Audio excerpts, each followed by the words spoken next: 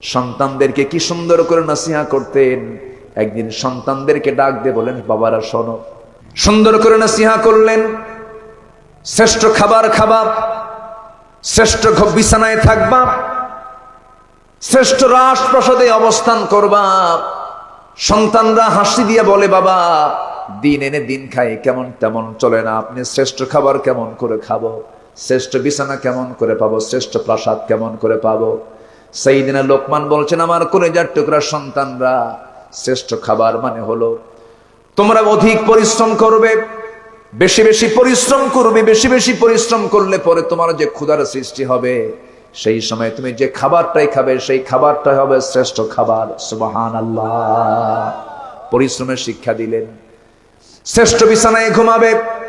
শ্রেষ্ঠ বিছানায় ঘুমানো মানে অক্লান্ত পরিশ্রমের পর যখন তোমার ক্লান্তি চলে আসবে, বিছানার সুন্দরে কিন্তু ঘুম হয় না, কিন্তু যদি পরিশ্রমের শরীর নিয়ে যদি ঘুমায়া যাও, সেটা যদি মাটিতেও হয়, সেই ঘুমটা হয়ে যায় সবচাইতে শ্রেষ্ঠ বিছানার ঘুম।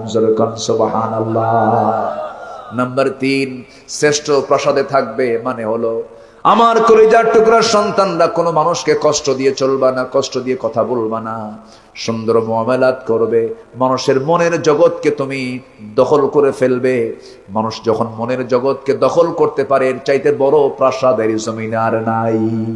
মনের প্রাসাদে মানুষের জায়গা দখল করে নেবে। কি সুন্দর করে নসিহত করেছেন সাইয়েদনা লোকমান আলাইহিস সালাম। আল্লাহ রাব্বুল আলামিন তার নামটা কেন দিলেন, তার প্রসঙ্গ কেন আনলেন? এই পৃথিবীতে সকল বাপকে কার মতো হতে বলেছেন? লোকমানের মতো হতে বলেছেন। তোমরা লোকমানের মতো বাপ হও। কার মতো বাপ হও? লোকমানের মতো বাপ হও। সাইয়েদনা লোকমান আলাইহিস সালামের ব্যক্তিগত 9টা গুণ ছিল। নাম্বার 1 হলো দৃষ্টিকে তিনি নিম্নগামী রাখতেন। নাম্বার 2 হলো মুখ বন্ধ রাখতেন, মুখে বেশি কথা বলতেন না। নাম্বার 3 হলো হাল জীবিকায় সন্তুষ্ট ছিলেন। নাম্বার 4 হলো লজ্জাস্থানকে তিনি সংরক্ষণ করেছেন। নাম্বার 5 হলো সত্য কথা অটল ছিলেন।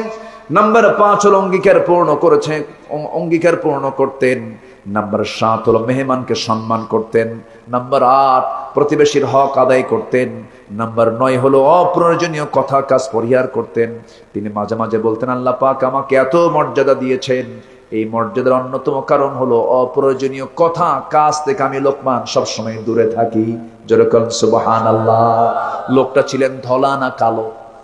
কালো ছিলেন, খাটো ছিলেন, ঠোঁট মোটা ছিল, মাথার চুলগুলো খাড়া ছিল, পায়ের গোড়ালি পর্যন্ত ফাটা ছিল, দেখতে সুন্দর ছিলেন না।